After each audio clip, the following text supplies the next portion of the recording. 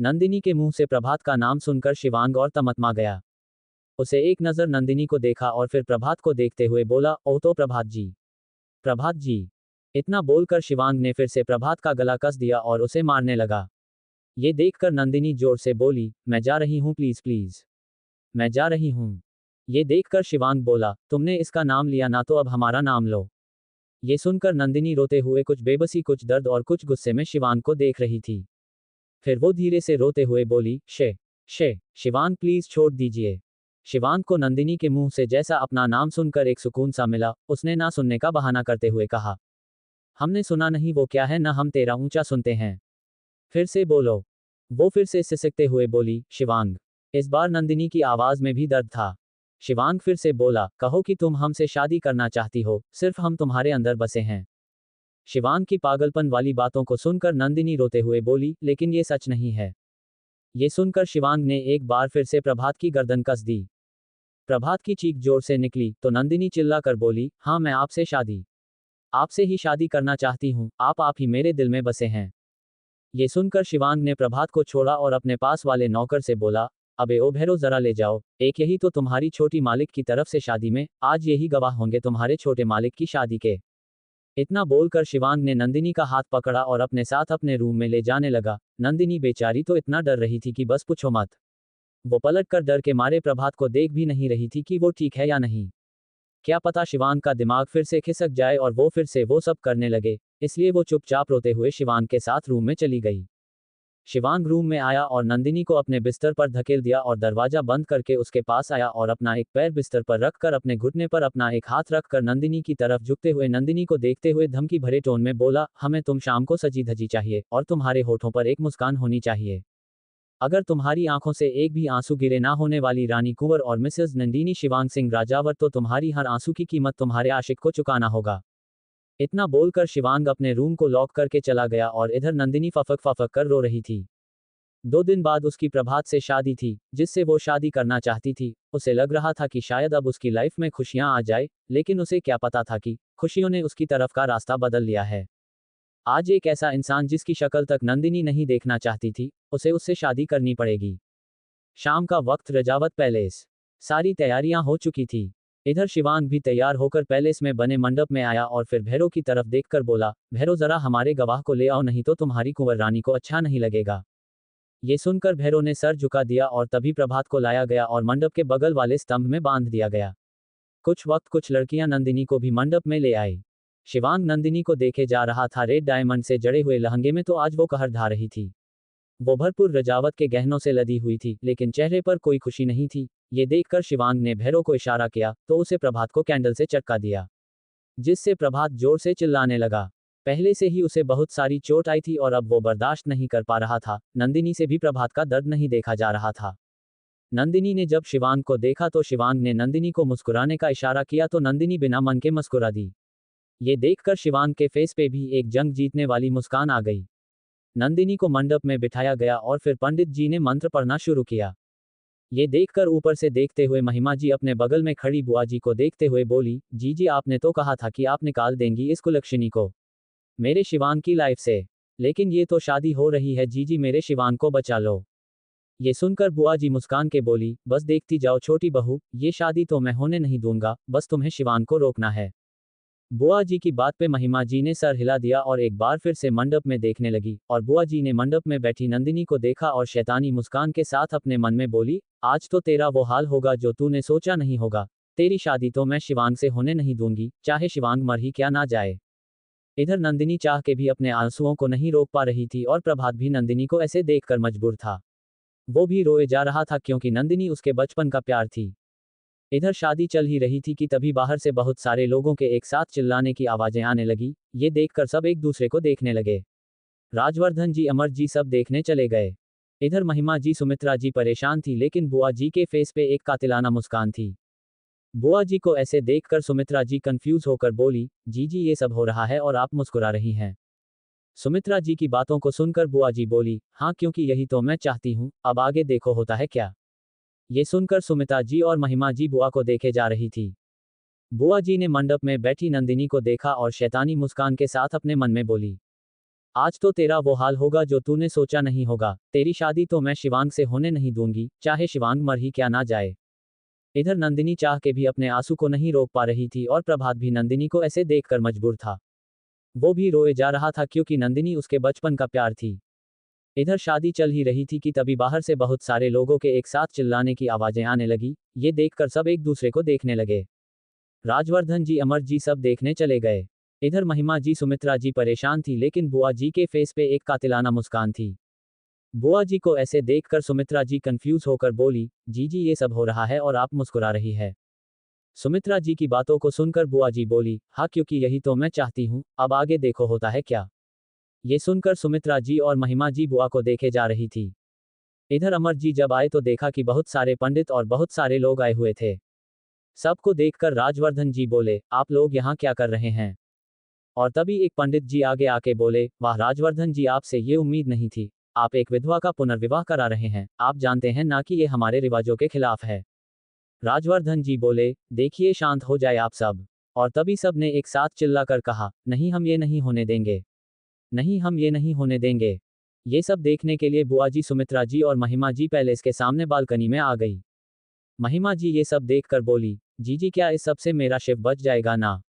ये सुनकर बुआ जी मुस्कान के बोली, बस देखती जाओ, इसमें वो ताकत है जो शिवान को मजबूर कर देगा।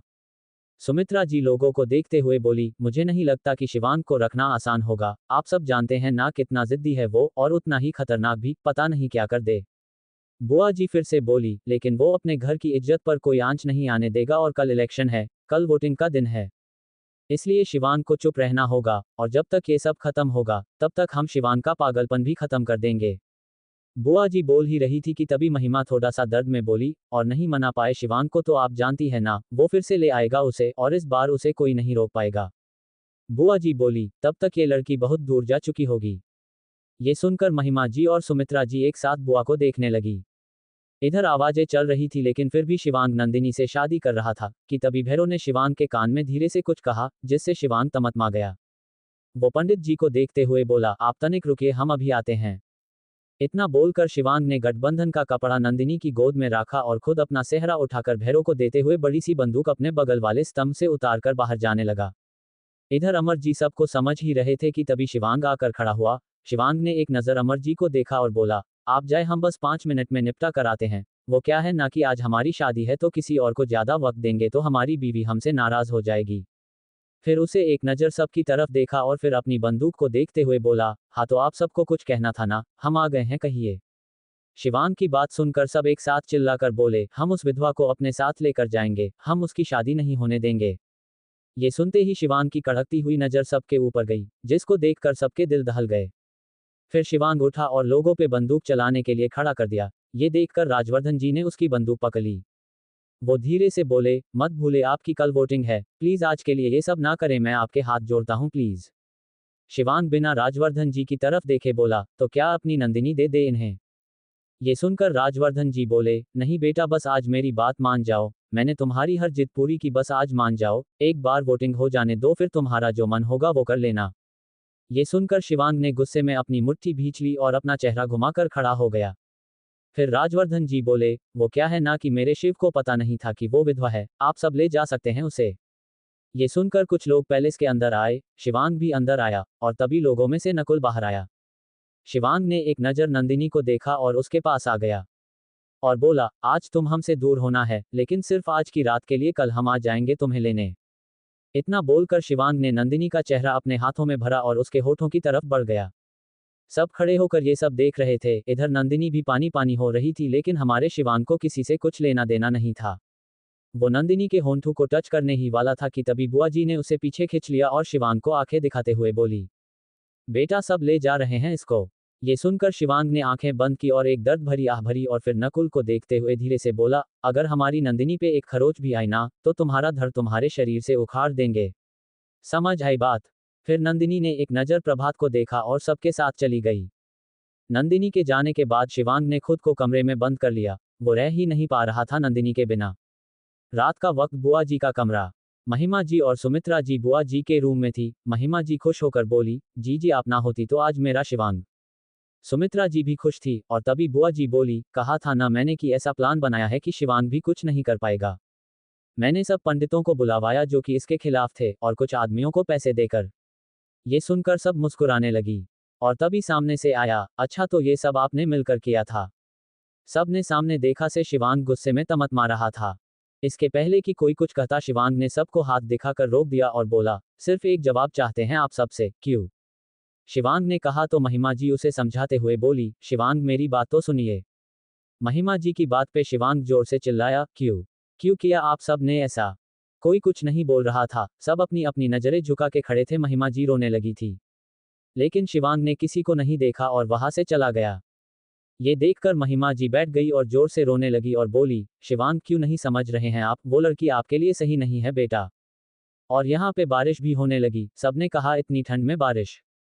और तभी भैरव भागते हुए आया और सुमित्रा जी को देख के बोला, बड़ी बहू छोटे छोटे मालिक। वो भैरव को घबराया हुआ देखकर सुमित्रा जी भी घबरा गई और बोली, क्या हुआ भैरव, क्या हुआ? शिवांग कहाँ है? भैरव हौंकते हुए बोला, आप सब खुद चलकर देख लीजिए, वो आउट गार्डन में है। ये सुनकर महिमा जी भी परेशान हो गई और फिर महिमा जी, सुमित्रा जी और बुआ जी भागते हुए बाहर गार्डन में आई तो देखा शिवांग शर्टलेस था और बारिश में भीग रहा था। भीगने से उसके बाल बार बार आगे आ रहे थे और वो अपने हाथों से अपने भीगे बालों को पीछे कर रहा था। उसे ऐसे देखकर महिमा जी उसके पास आई और बोली, बेटा ये सब क्या कर रहे हैं आप, प्लीज और चले बाहर, बहुत ठंड है। ये सुनकर शिवांग सामने देखते हैं बोला, आप सब ने इतना कुछ किया, हमने कुछ कहा क्या नहीं ना, तो अब आप सब भी हमें कुछ नहीं बोल सकती और ना ही कुछ करने से रोक सकती है।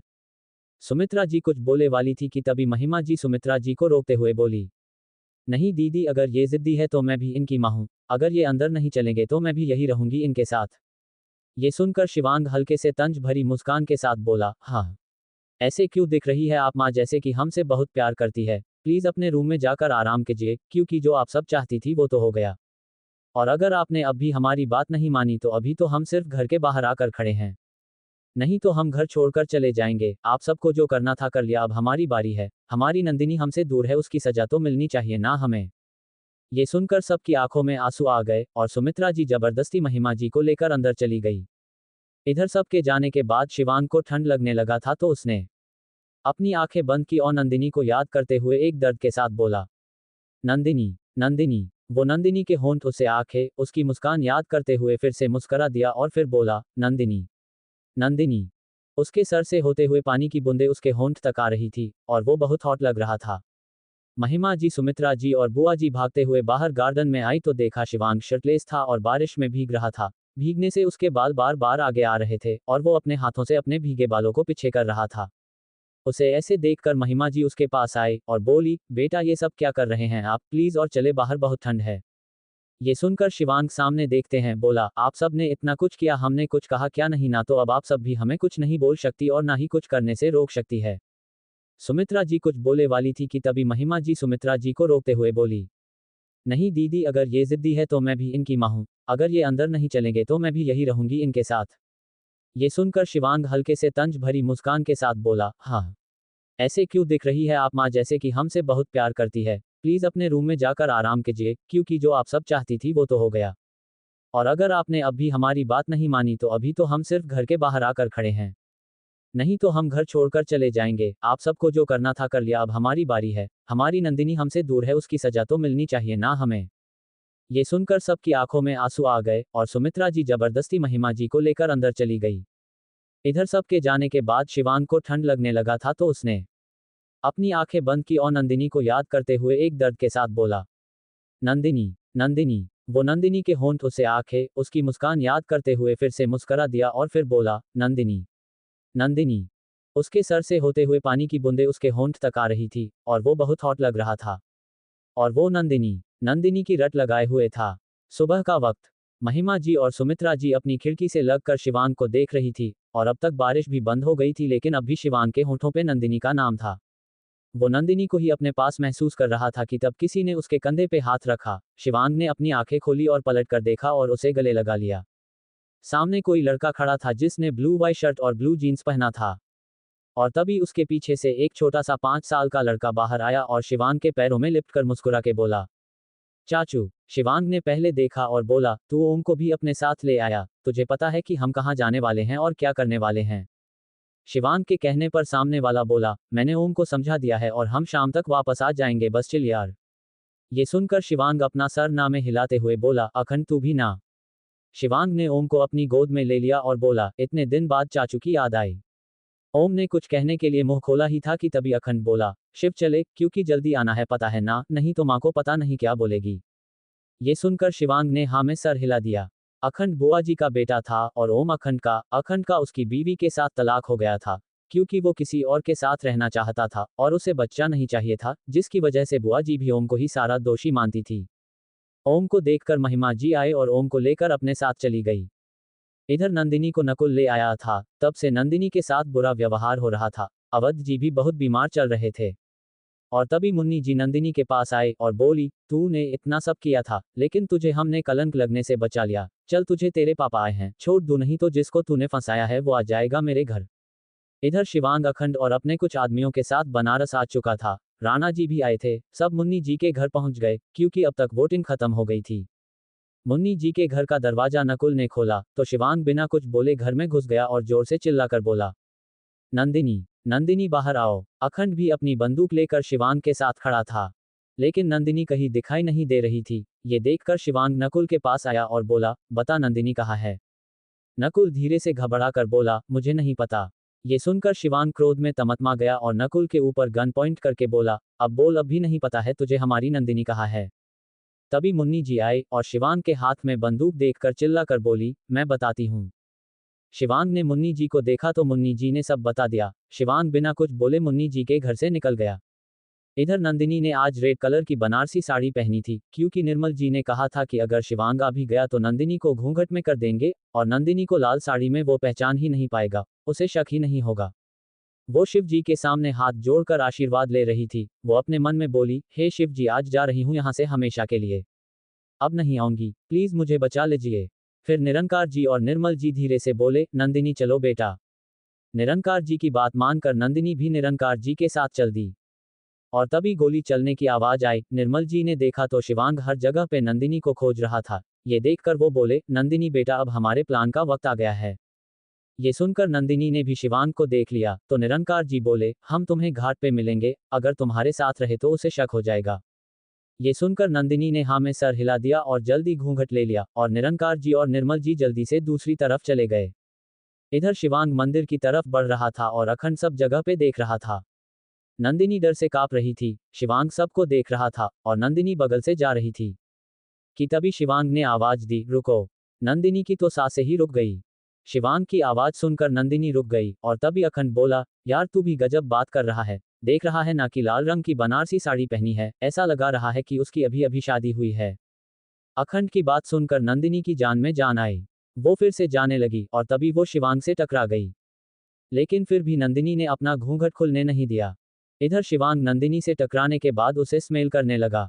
ये देखकर नंदिनी ने जल्दी से शिवांग को दूर किया और जाने लगी। और तभी शिवांग पलट गया और जोर से बोला, राणा जी भैरो, अखंड ये जाने ना पाए। ये सुनकर सब ने नंदिनी को घेर लिया। नंदिनी डर से कांप रही थी। शिवांग सबको देख रहा था और नंदिनी बगल से जा रही थी कि तभी शिवांग ने आवाज दी, रुको। नंदिनी की तो सांसें ही रुक गई। शिवांग की आवाज सुनकर नंदिनी रुक गई और तभी अखंड बोला, यार तू भी गजब बात कर रहा है, देख रहा है ना कि लाल रंग की बनारसी साड़ी पहनी है, ऐसा लगा रहा है कि उसकी अभी अभी शादी हुई है। अखंड की बात सुनकर नंदिनी की जान में जान आई। वो फिर से जाने लगी और तभी वो शिवांग से टकरा गई। लेकिन फिर भी नंदिनी ने अपना घूंघट खुलने नहीं दिया। इधर शिवांग नंदिनी से टकराने के बाद उसे स्मेल करने लगा। ये देखकर नंदिनी ने जल्दी से शिवांग को दूर किया और जाने लगी। और तभी शिवांग पलट गया और जोर से बोला, राणा जी भैरो, अखंड ये जाने ना पाए। ये सुनकर सब ने नंदिनी को घेर लिया। ये देखकर नंदिनी कांप गई और उसकी आंखें बड़ी हो गई। ये देखकर अखंड फिर से बोला, शिव क्या कर रहा है तू, तुझे समझ आ रही है। लेकिन शिवांग किसी की सुने तब ना, वो डायरेक्ट नंदिनी के सामने आया और बोला, तुम इसी लाल साड़ी में तो क्या किसी भी रूप में हमारे सामने रहोगी, हम तुम्हें पहचान लेंगे, क्योंकि पहचानने वाले हम नहीं, हमारा दिल है बीवी जी। इतना बोलकर शिवांग ने नंदिनी का घूंघट उठा दिया। सब नंदिनी को देखकर चौंक गए और ये देखकर भी शिवांग ने उसे बिना देखे पहचान लिया। शिवांग ने नंदिनी का हाथ पकड़ा और उसे अपने साथ ले जाने लगा। नंदिनी बार बार शिवांग के हाथों पे मार रही थी कि शायद शिवांग उसे छोड़ दे, लेकिन शिवांग पे कोई असर नहीं था। और तभी नंदिनी के सामने महंत जी आ गए। नंदिनी महंत जी को देखकर रोते हुए बोली, बाबा प्लीज मुझे बचा लीजिए। महंत जी ने एक नज़र शिवांग को देखा जिसकी आंखों में नंदिनी के लिए जुनून साफ नजर आ रहा था। फिर वो नंदिनी को देखकर बोले, बेटा सब शिव पे छोड़ दो, अगर वो चाहेंगे तब भी तुम्हारे साथ कुछ होगा, बिना महादेव की इच्छा के कोई कुछ भी नहीं कर सकता। इतना बोलकर वो मंदिर में गए और हाथ जोड़कर खड़े हो गए।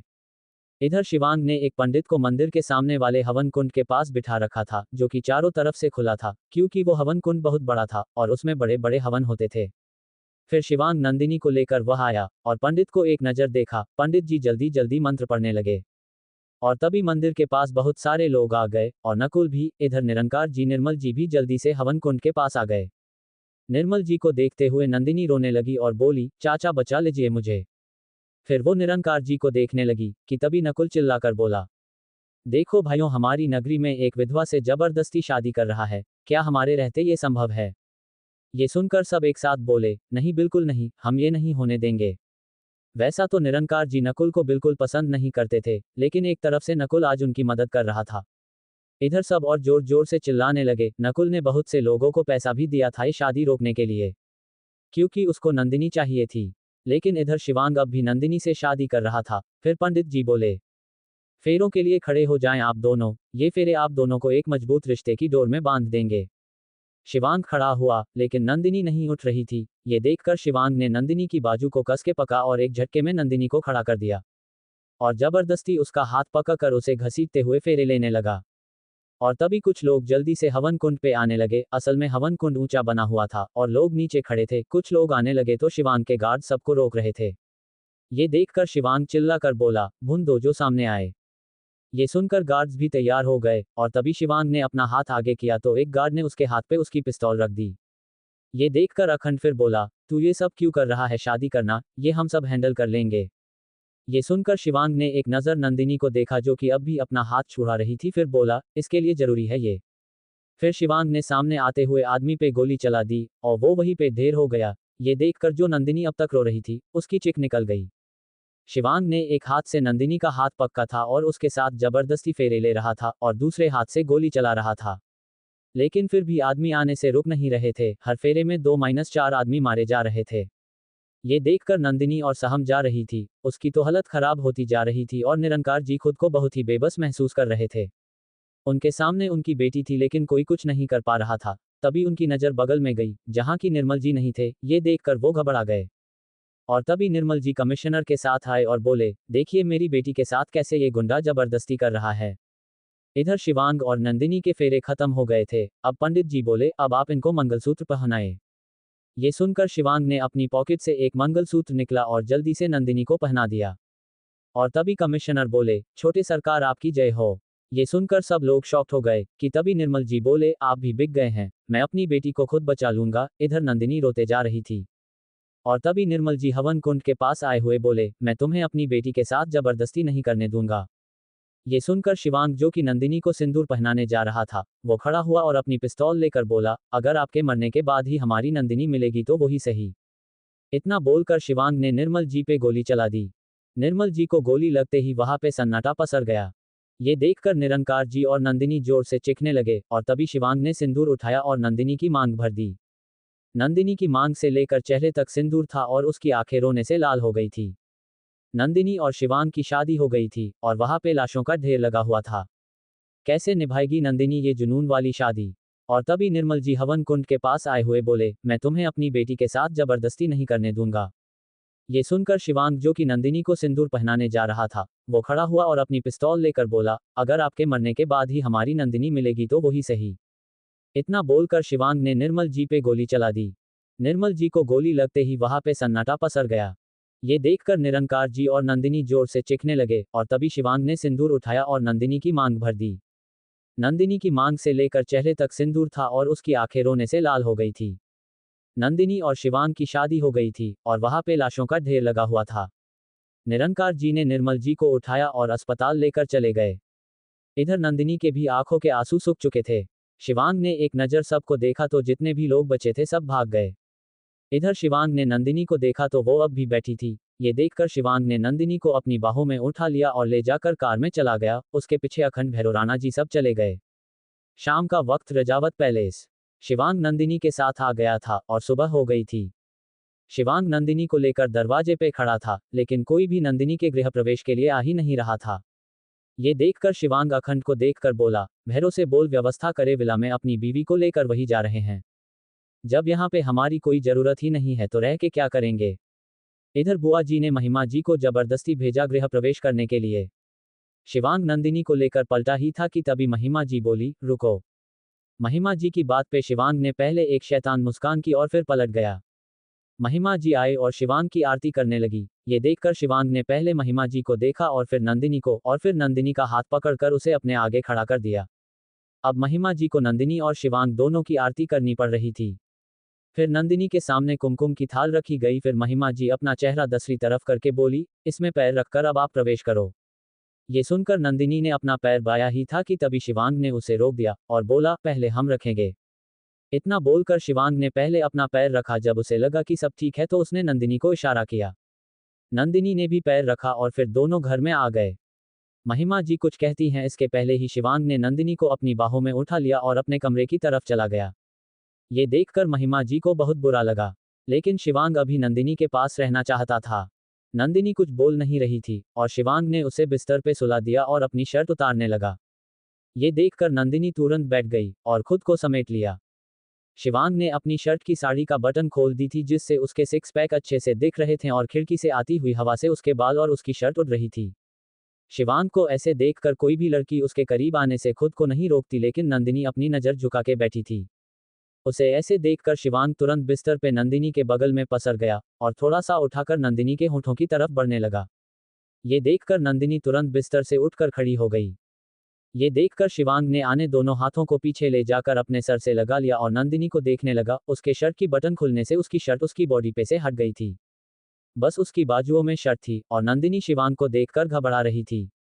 और तभी शिवांग नंदिनी को ऊपर से नीचे तक देखते हुए बोला, बीवी पति है हम तुम्हारे, पास आओ हमारे। ये सुनकर नंदिनी ने अपने कदम पीछे खींच लिए, लेकिन शिवांग को इससे घंटा फर्क पड़ेगा।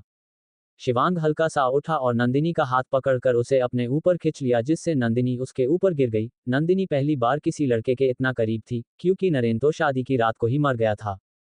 और नंदिनी किसी के भी करीब गई ही नहीं थी। उसने अपने आंखें कस के बंद की हुई थी और शिवांग उसके मासूम और खूबसूरत चेहरे को देखे जा रहा था। फिर शिवांग के होंठ खुद ही नंदिनी के गाल पर चले गए। वो नंदिनी के गाल को अपने होठों से छूते हुए एक कशिश के बोला, पागल है हम बीवी तुम्हारे लिए। नंदिनी शिवांग की पकड़ में कसमसा रही थी। वो शिवांग से दूर जाना चाहती थी, लेकिन शिवांग की पकड़ नंदिनी पे कस थी और अब तक तो शिवांग का हाथ नंदिनी की साड़ी पे था, लेकिन अब धीरे धीरे नंदिनी की कमर पे आ रहा था, जिससे नंदिनी कांप रही थी। शिवांग नंदिनी की कमर से होते हुए उसके ऊपर आ रहा था, जिससे नंदिनी ने अपनी आंखें मिच ली और अपने मन में बोली, हे शिव जी, क्या आप मुझे इतना मजबूर कर देंगे। इधर शिवांग नंदिनी के गालों से होते हुए उसके होठों पर आ रहा था। तब सामने से आवाज आई, चाचू।